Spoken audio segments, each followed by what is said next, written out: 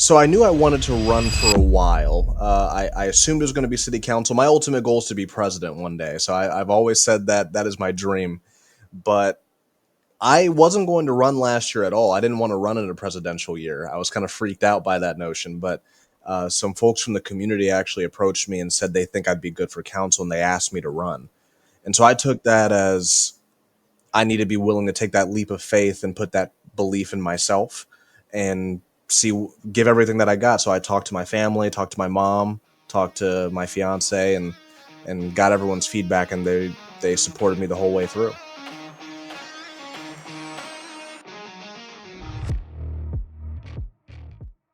Welcome, everybody, to another episode of The Hopeful Majority. Today, we welcome another elected official to add to the pantheon of elected officials that have joined the Hopeful Majority, from presidential candidates to folks across the political spectrum to state legislatures. And today, we actually have a city council member from Fairfax, Virginia, and importantly, someone that actually was a member of a Bridge USA chapter at George Mason University for 2.5 years. So I want to welcome Anthony Amos, who is serving his first term on the city council. He was the city representative on the Fairfax Campus and Community Advisory Board in 2024. He does a lot of great local work. In fact, he was actually born in Germany, so internationally, Anthony is actually the son of a retired Army captain and Eritrean immigrant, and worked for the state Senate for the Hawaii legislature, focusing on policy research and educational development. And more importantly, Anthony was actually a member of the Bridge USA chapter, George Mason, which is, I think, the most important part of the biography. And before I welcome Anthony officially onto the show, I want to give people context for why I'm actually having this conversation. Again, if you're new to the Hopeful Majority, every Monday, YouTube, Spotify, Apple, wherever you get your content, we bring on guests or we have monologues on the topics. And today I thought, let's talk about local politics. Things are really nationalized. I mean, right now we're seeing the protests in LA. We're seeing incredible nationalization of our politics. We're seeing incredible polarization, but the actual work happens on the ground. And I think we oftentimes forget that there's a president of the United States, and then there's hundreds of local officials that are actually doing what I say the real work. And our vision with the Hopeful Majority and Bridge USA has always been, imagine a world in which you had people that were engaged in bridge building, in dialogue in their early years, like in college, and then they actually made an impact on their own. Now, imagine you have bridge builders across the country that are city council members, that are elected officials, that are chiefs of staff, that are working in the private sector. And so today we've got the perfect example of that. We've got Anthony. I want to welcome Anthony. How's it going? It's going well. I can't complain. Got out of a city council meeting last night around midnight, so I'm doing all right. So you got out of a city council meeting at midnight. Tell me just, how is the average city council meeting? What is that like? Well, so for the past couple months, honestly, our average time was actually like 1 a.m. or 2 a.m., so this is good for us. But typically, it's mostly public comment. We had a controversial trail issue that finally got resolved last night. And so a lot of public comment speakers, our general agenda, and then we do work sessions together on different subjects that are coming in the future. So you said that, because the city council meeting goes till 1 a.m., that means it's a good thing, because I assume that probably means that the people are engaged, right? And so, like, Yeah. Are people actually showing up to these meetings? Yeah, so the people are showing up. It's typically the same people over and over again. That's actually been a big talking point for all of us, is that we want to see how we can increase diversity of attendees, especially it's mostly older, white, and retired folks who have the time to come out. So how can we expand to multilingual access to the younger generation? It's all those things. So we're actually looking at forming a community outreach committee to see how we can expand multilingual access in the city. So we do get a lot of attendees depending on the subject, but typically it's the same people. So that's a really interesting dynamic, because people oftentimes, one of the theories that I often hear is that part of the reason why we're incredibly divided is that we actually just hear from the same people over and over again, and then a large part of the population is actually just disengaged. And so the loud, sort of divisive voices, or the people that probably have the most to say, are showing up. Can you speak a little bit to that, when you sort of get a very representative sample, and how do you sort of weight their voices in the broader polity? Yeah, I kind of compare it to how the primary process operates, which is something that frustrates me, is that you have a group speaking on behalf of the entire population when realistically you're looking at about maybe 50 people at most, versus the whole city at 25,000. But that doesn't mean you just ignore people either. What I typically do is, I take their feedback, incorporate in my deliberations, as well as the opposite perspective, and I try to do additional outreach. So I'll go walk in the community. I'll try to host an event. I do, once a month. I host coffee with a councilman, so people Oh, can come nice. meet me at a coffee shop, and we just talk about anything that they want. And so trying to Do find. do you pay for their coffee too? No, no, no. I'm No, no, no. kidding. But don't have to pay for time though. That's good. That's true. But That's they true. they come, and we just chat. And so trying to expand the ways that people can reach me, because I have phone, email, but also, hey, I'm here at least once a month. I'm willing to come see you at your door. All those things, so they know that it's accessible. So let's actually take a step back because I have so many questions I'd love to get your insight on the actual experience of being Hmm. a city council member. But um, I'm especially curious about why you actually decided to run. I think your story is fascinating, especially given sort of the diverse background of where you grew up and the many places that you grew up, and then coming from Hawaii to the mainland, I guess, as they say, Yeah. and then going off to George Mason. So like, why run? How did this idea come to your mind? So I knew I wanted to run for a while. I assumed it was going to be city council. My ultimate goal is to be president one day. So I've always said that that is my dream. But I wasn't going to run last year at all. I didn't want to run in a presidential year. I was kind of freaked out by that notion. But some folks from the community actually approached me and said they think I'd be good for council, and they asked me to run. And so I took that as I need to be willing to take that leap of faith and put that belief in myself and give everything that I got. So I talked to my family, talked to my mom, talked to my fiance, and got everyone's feedback, and they supported me the whole way through. What about public office appeals to you? Like, if I'm listening to this episode right now and I'm looking at the politics out there and I'm looking at the news, the last thing I want to do is go out into the shitstorm that is our politics. So what draws you to it? It's one of the rare fields, politics and government, that touches everything. And so I love that aspect of it. If you care about education, you can still do government work. If you care about environment, you can do government work. If you care about public safety, or even if you break it down by just general governance and personnel regulation, it touches everything. And so I just love how much diversity there is in subject matter when it comes to that. I'm more of a policy guy than a political guy, and I think there is a difference and a delineation there that not everyone is attuned to yet. But there's something for everyone when it comes to politics and government. And how do you think about the responsibility of actually leading, and how do you sort of shoulder that burden? Because that's something that I think a lot about, and whether or not uh, it's a significant burden to hoist. Admittedly, it's something I'm still figuring out. So I've been on council for 6 months, and my perspective is that when you're elected to represent everyone, including people that you may have disagreed with. I mean, I represent people who, weren't the biggest fans of me and maybe said some harsh things during the campaign last year. But at the end of the day, when I won, I made that commitment to representing all people fairly and equally. And that doesn't mean I always vote what I believe is right. Sometimes I got to do with what the community wants. And when you have that mindset, I think it becomes less politically focused and more policy focused. You look at it for the merit. Is there support for this? Why is there support for this? Is it just the same people coming to every council meeting to speak up on it? Or is it something deeper than that? And so I just try to be objective when it comes to leadership. So you said something there that I have to pick up on, which is that you see yourself potentially being president one day. And at, at one level, I want to applaud sort of that ambition, because I know it's very hard to actually put dreams out there, put ambitions out there, especially those that are so grand scale. And there's a second side of it, which is that I think a lot of people are skeptical these days of folks that want to run for office, folks that Mhm. want power, folks that sort of believe in the need for sort of government service in different ways, because of how skeptical I think we are of institutions. So how do you balance those two sort of competing narratives, and how do you think about your ambition in that context? That is a great question. I think the main thing is people can tell when someone is being authentic and genuine.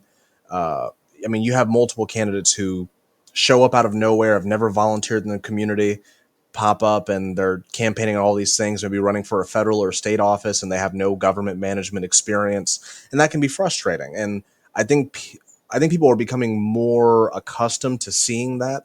So when you have someone who's volunteered in the community before even thinking about running for office, or who's worked in government before and has that experience. I mean, one thing I learned in Hawaii, one of the stories of King Kamehameha was even though he was the king, if he went to go fishing and hopped on a boat with some fishermen, he told them that you're in charge. Just because I'm king doesn't mean I'm the expert. And so it's the level of expertise and authenticity, and that's something I tried to really capture during my campaign too. Was I'm a goofy and fun person, so I did reels. I was going around on a scooter, uh, shooting basketball in my campaign videos. It was, but I wanted to show people who I was, and hopefully they like me. Yeah, that's I think the putting the authenticity out there, especially at a time where I think we're oftentimes forced to fit certain characters, I think is especially difficult. Um, what is it like when you're going down the street and you're like on a scooter and you're like filming something? Like, how do you avoid feeling embarrassed? How do you? That's actually something that I struggle. I'm being honest. Like, when we go out into bridge chapter communities and I have to film a video or I have to go do something, I'm like, sometimes it's kind of like, I don't know, this is kind of weird. How do you just embrace the process and just go for it? I mean, it's a gamble. I had the fortune of having a really good team behind me who supported my goofy ideas, but also told me when I was being a little bit too much because you do need to make sure you maintain a level of professionalism. So it helps to have a group or people that you trust that balance you out. But at the same time, it's how do you truly want to stand out is a question you have to ask yourself. You could do the what I call the quote unquote general talking points that you tend to see from party politics, and which I've seen trickle down to the local level now as well. It's not just federal and state anymore. Or you can show people like, hey, like for example, you've heard of the demure like TikTok meme, right? Or Yes, the yes, reel. yes. I Yeah. did a video like that showing people where our different precinct locations were and saying like, hey, come vote at City Hall, which is precinct 4. Very insightful, very demure, and that was one of my biggest videos. But it was educate. There was an educational component too, so making sure that you have a meaning behind it is not just random. Yeah.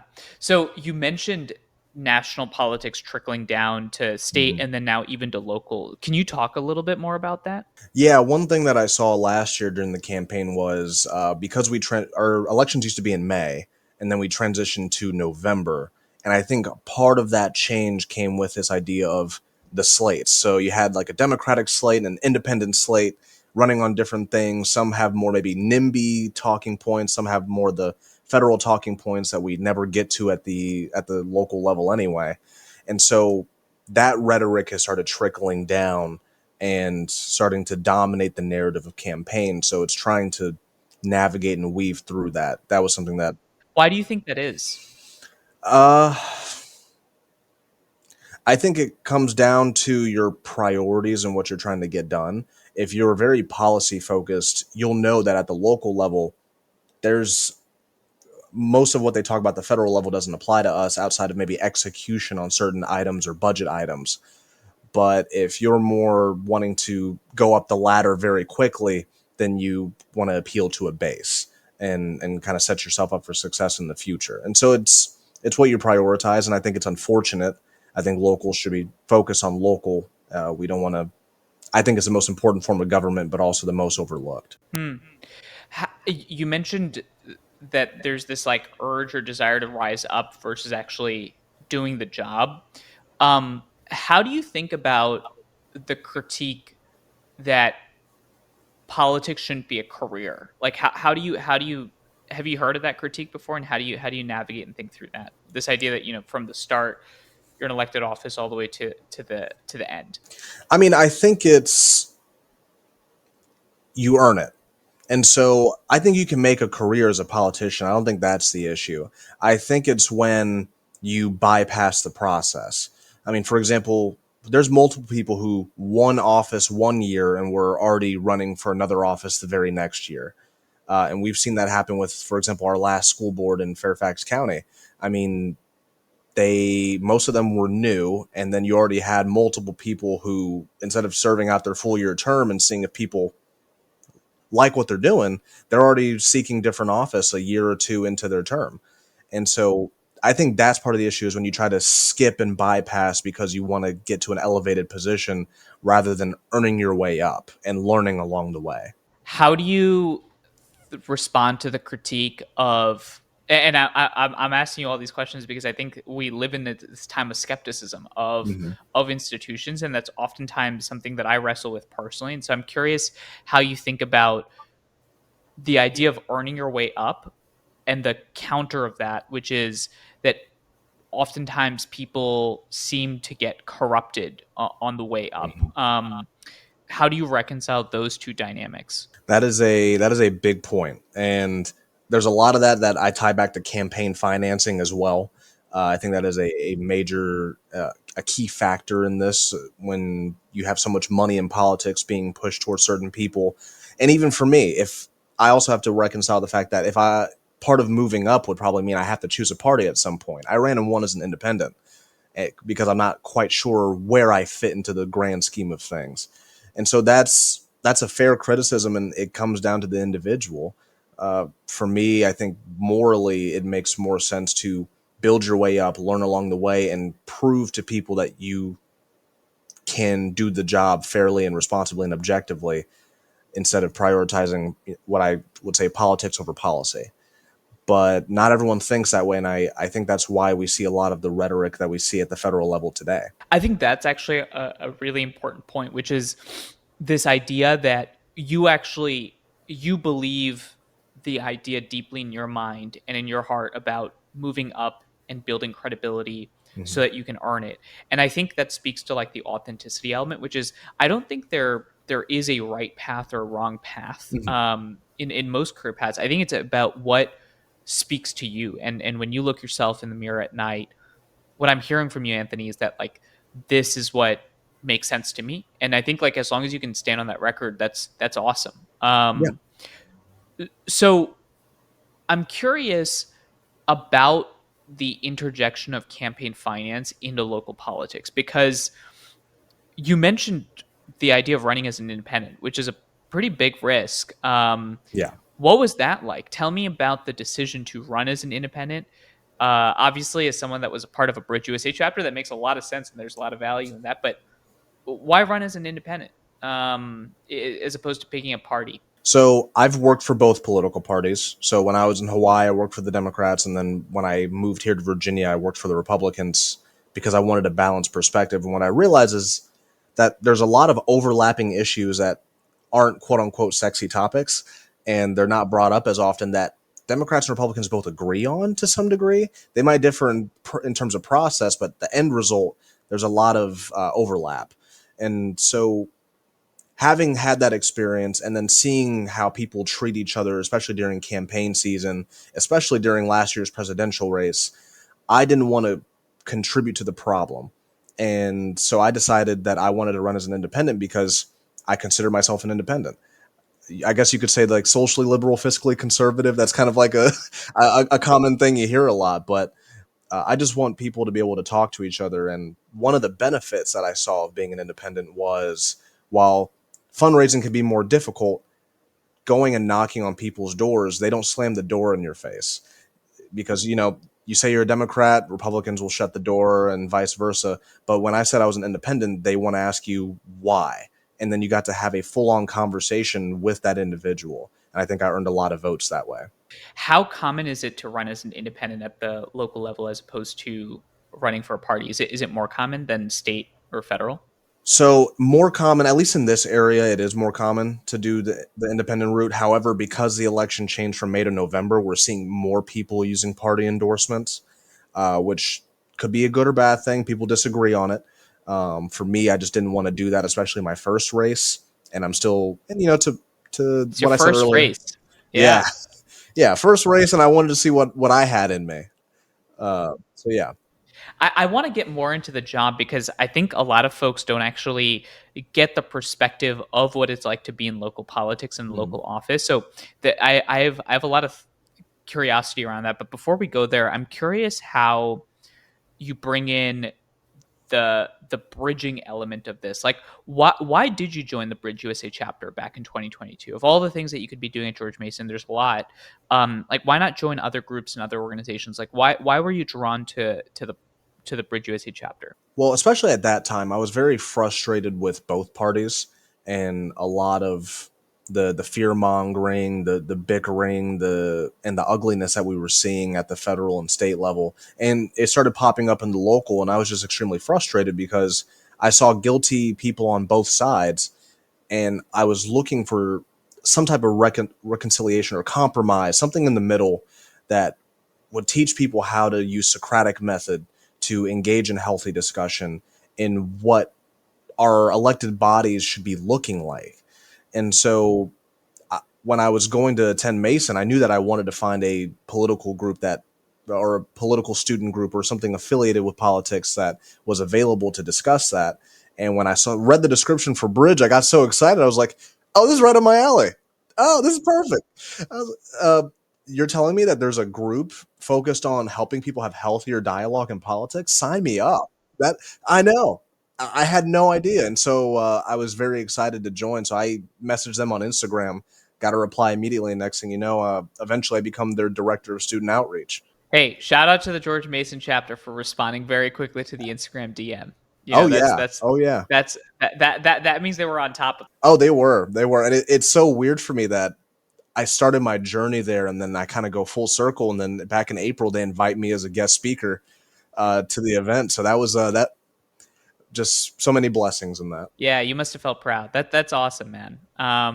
Well, let me ask you this: you use the C word, compromise, which is a word that does not get you a lot of favor or Mhm. a lot of, uh, frankly, much of anything, especially credit at this time.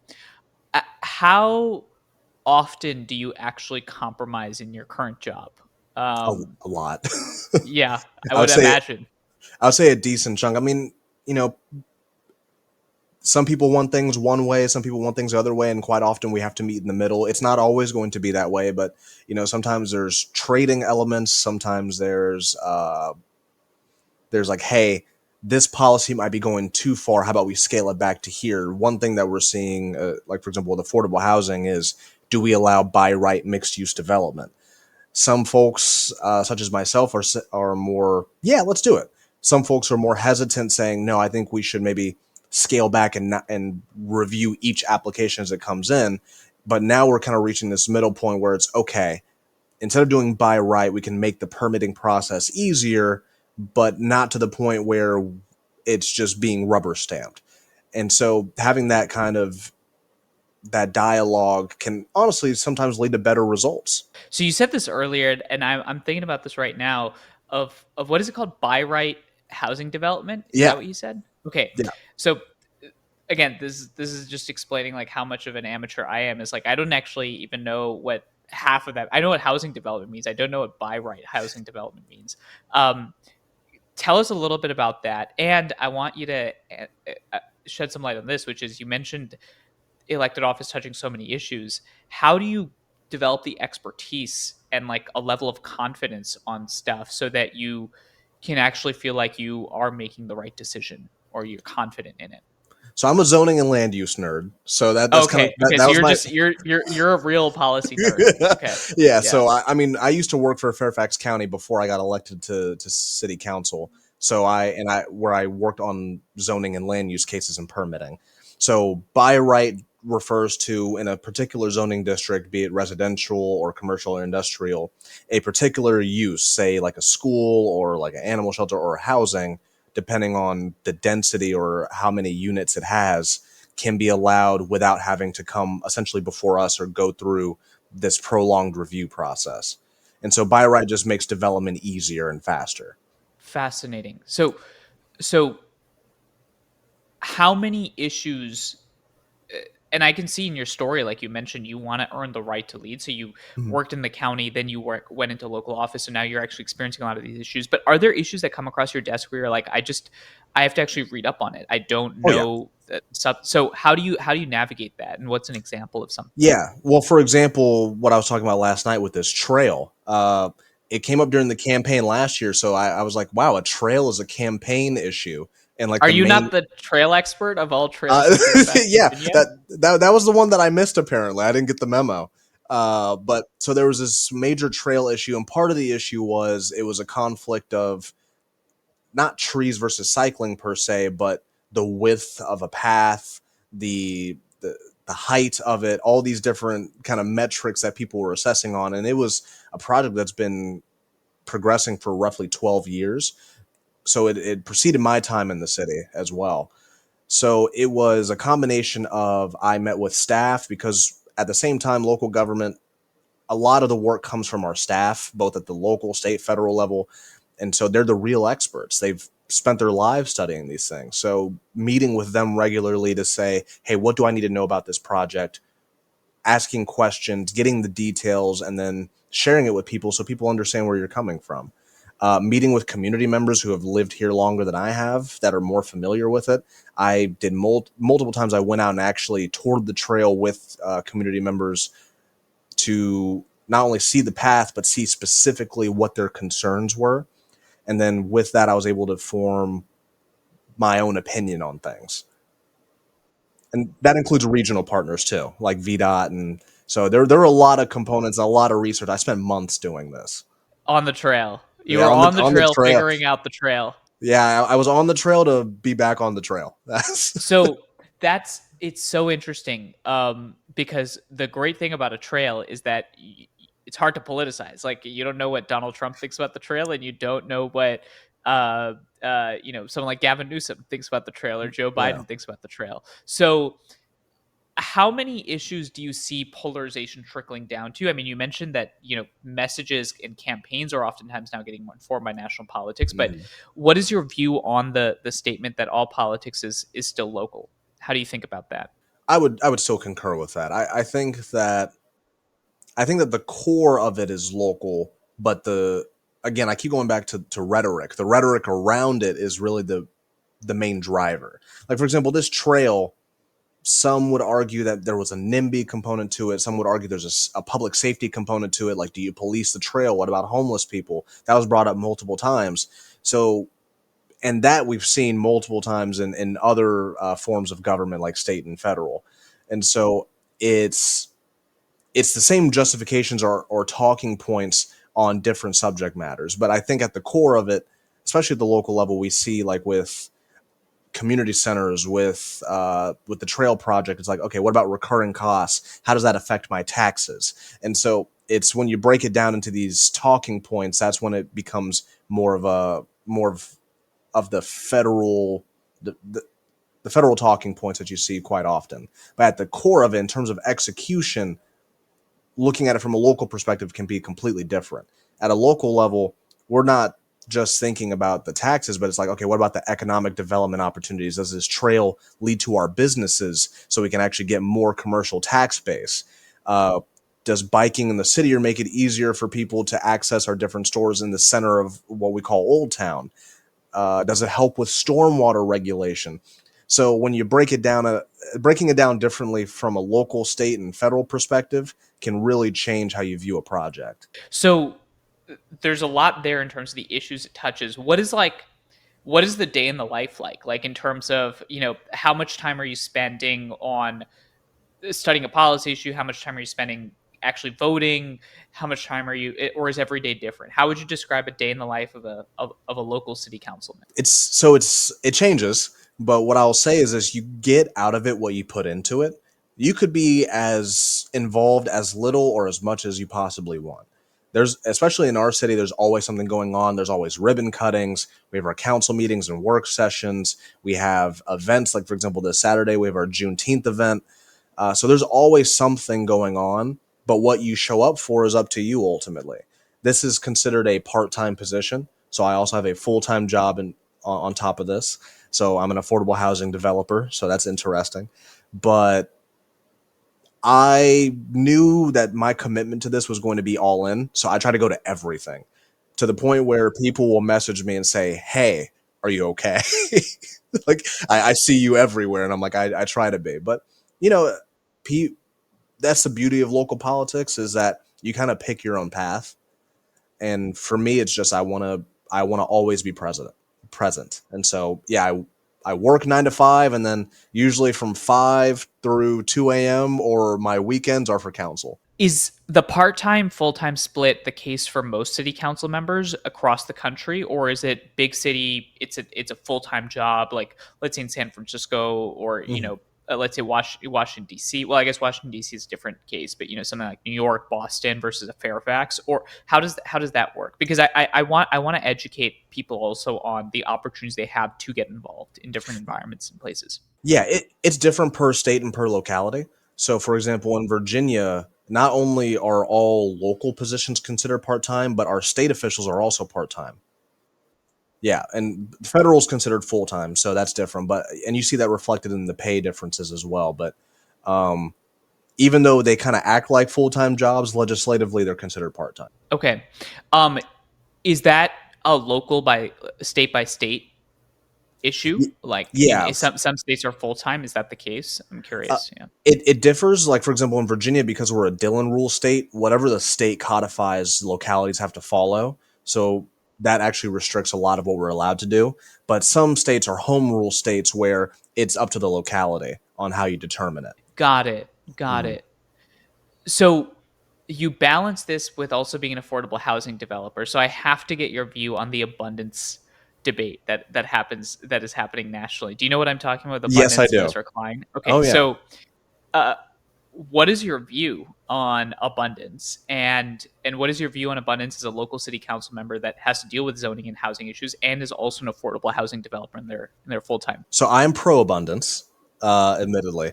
I think that we need more housing and more economic development opportunities. I think the future is going to be mixed use development. So we're seeing a lot more first floor retail and then housing on top of it.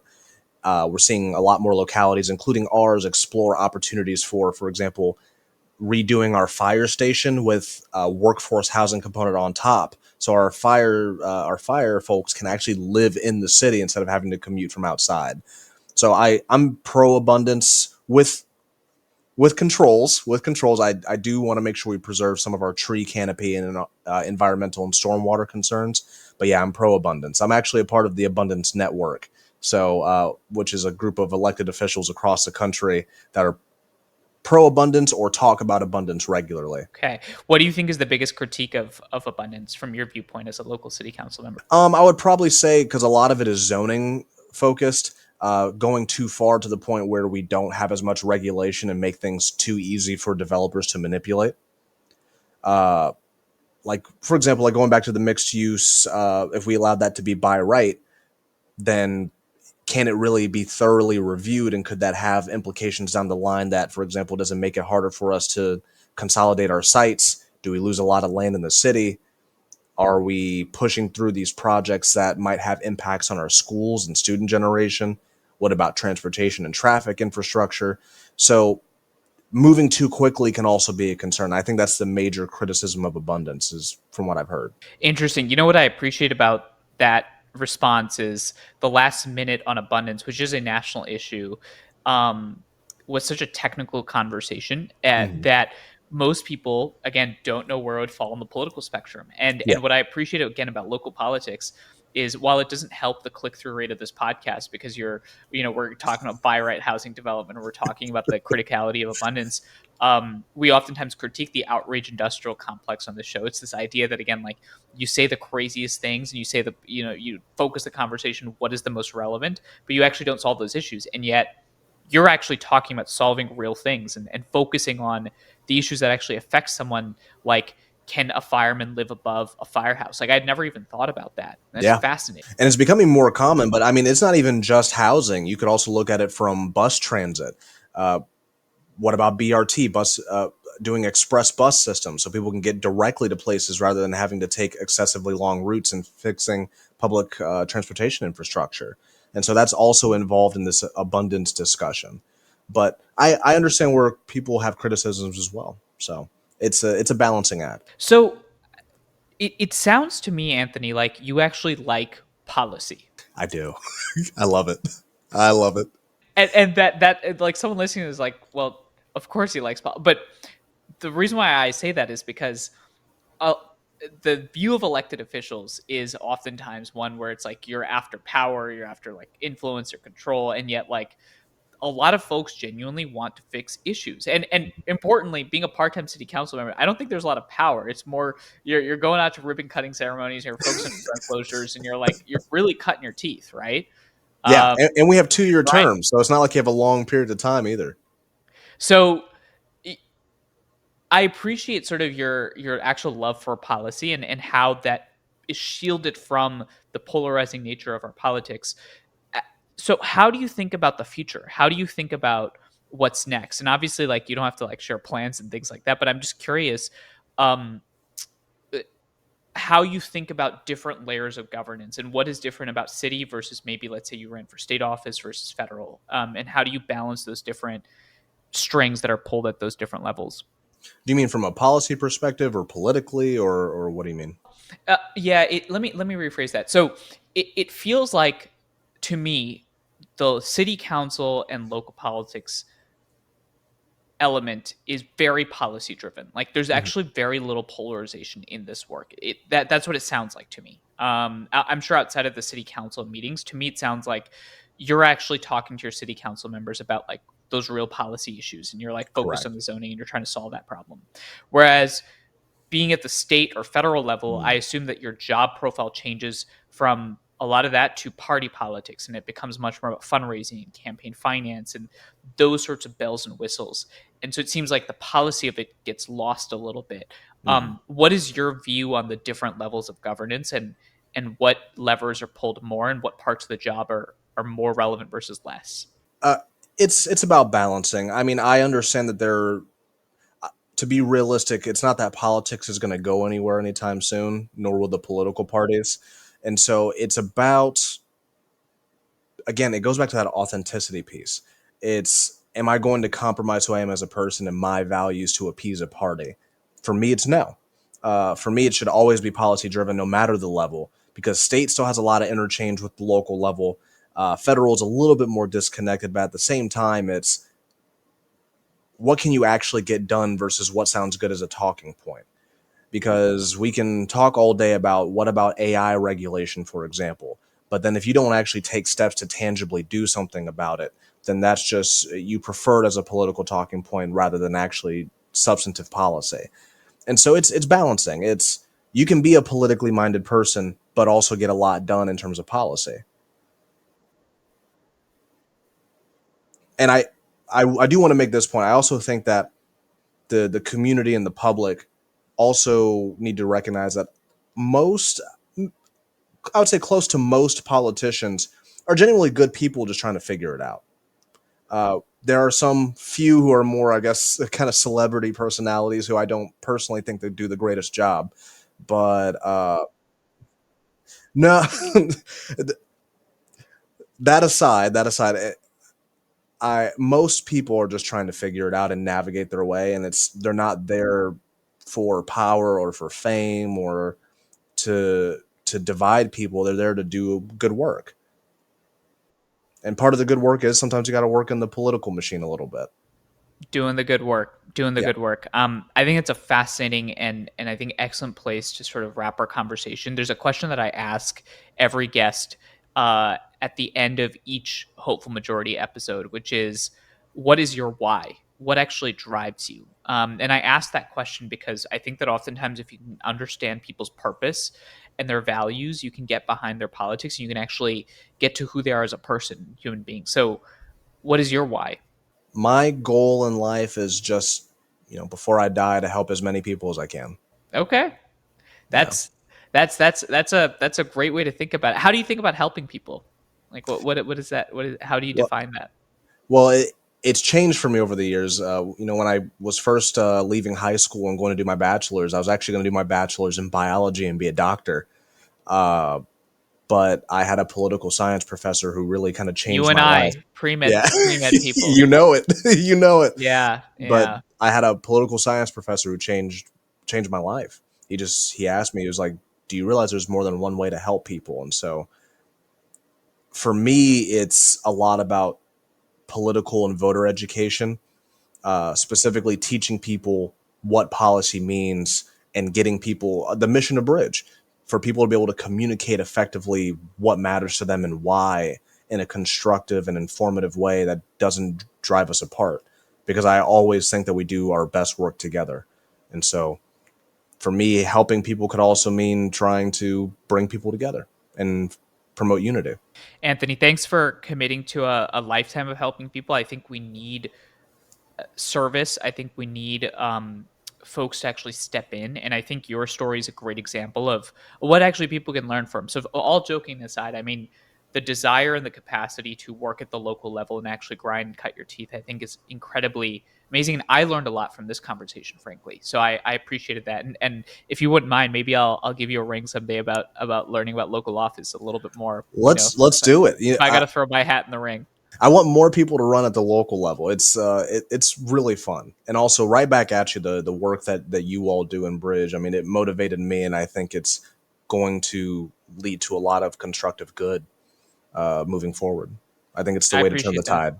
I appreciate that, Anthony. Thank you, everybody, for listening. If you appreciated that conversation, you can actually learn more about Anthony's work at the Fairfax City Council website. And yes, go to your local city council website. Believe it or not, they actually exist, and you can actually learn a lot more. And if you want to feel hopeful, there's a lot more issues out there in the world than just the 3 or 4 that we see in the media. I'm so grateful to Anthony for shedding a light on a different dimension of politics that we don't hear a lot about. And as a Bridge member and as someone that is now seeding the Bridge mindset into different institutions and positions of power, I'm grateful to him. And I'm especially grateful to everybody for listening, because you are what are part of this movement to try and elevate past a certain type of politics. We believe in open-minded conversations and listening. And so if you appreciated this conversation, review on Spotify, Apple, subscribe. I think that's what I'm supposed to say on YouTube. I appreciate everybody coming and stopping by. And thank you, Anthony, for your time. I'll see everybody next Monday.